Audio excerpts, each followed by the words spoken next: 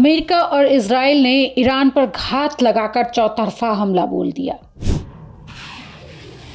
इस हमले में सबसे पहले उन्होंने ईरान के सुप्रीम नेता अयातुल्ला खामेनेई के ठिकाने को निशाना बनाया, जिसमें खामेनेई की मौत हो गई है। खामेनेई की मौत से भारत में जम्मू कश्मीर से लेकर उत्तर प्रदेश, बेंगलुरु, भोपाल सहित कई राज्यों में शिया समुदाय शोक में है। वहां शोक की लहर दिखाई दे रही है। लोग काले कपड़ों में सड़क पर हैं। खामेनेई का भारत कनेक्शन भी था। मिडिल ईस्ट से भड़के इस भीषण युद्ध और वैश्विक महायुद्ध जैसे हालातों के बीच पूरी दुनिया में तनाव चरम पर है।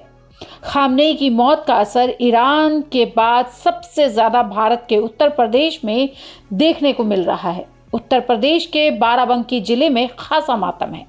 यहाँ की सिरौली गौसपुर तहसील स्थित कंतूर गांव से खामेनेई का खास कनेक्शन रहा है, इसलिए यहाँ मातम थोड़ा ज्यादा है, क्योंकि खामेनेई का पुश्तैनी संबंध इसी गांव से जुड़ा हुआ बताया जा रहा है। ईरान और इजराइल के बीच जारी इस भीषण संघर्ष में जहां पूरी दुनिया को हिलाकर रख दिया है, वहीं किंतूर गांव के लोगों के लिए यह खबर निजी दुख में बदल गई है। गांव के बुजुर्गों और स्थानीय लोगों के अनुसार खामेनेई के दादा सैयद अहमद मुसावी हिंदी 18वीं और 19वीं सदी के दौरान इसी गांव में रहा करते थे। अपनी भारतीय जड़ों को सम्मान देने के लिए ही उनके परिवार ने अपने नाम के साथ हिंदी उपनाम जोड़ा था। गांव में आज भी वे पुराने दस्तावेज और पुरानी पुश्तैनी मकान मौजूद हैं, जो खामेनेई परिवार के इस ऐतिहासिक रिश्ते की गवाही देते हैं। जैसे ही इजरायली हमले और उसमें खामेनेई की मौत की खबर सोशल मीडिया और टीवी चैनलों के जरिए इस गांव में पहुंची, लोग स्तब्ध रह गए। लोगों के मुंह से सिर्फ आह निकली।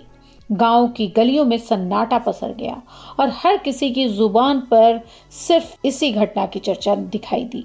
कई मीडिया रिपोर्ट्स में खबरों के मुताबिक किंतूर गांव में रह रहे उनके वंशज सैयद निहाल मियां ने गमगीन स्वर में कहा कि यह घटना केवल उनके परिवार के लिए नहीं, बल्कि पूरी दुनिया के लिए बेहद दुखद है। उन्होंने कहा कि अयातुल्ला खामेनेई ऐसे इंसान थे जो मजहब और मिल्लत से ऊपर उठकर इंसानियत की बात करते थे। उन्होंने आरोप लगाया कि अमेरिका और इजराइल केवल अपना वर्चस्व कायम करना चाहते हैं और इसी वजह से पूरी दुनिया को युद्ध की आग में झोंक रहे हैं। वहाँ के लोगों का ये कहना है कि हमारे रहबर की शहादत ने से पूरे समुदाय में शोक का माहौल है। यह ऐसी अपूर्णीय क्षति है जिसकी भरपाई संभव नहीं है। उन्होंने पूरी दुनिया को इंसानियत, भाईचारे और अमन का संदेश दिया था। मध्य पूर्व में जारी युद्ध की लपटें अब भारत के एक छोटे से गांव तक महसूस की जा रही है। किंतूर गांव की यह कहानी न केवल इतिहास से जुड़े रिश्तों को सामने लाती है, बल्कि यह भी दिखाती है कि वैश्विक घटनाएं कहां से कहां तक पहुंचती हैं।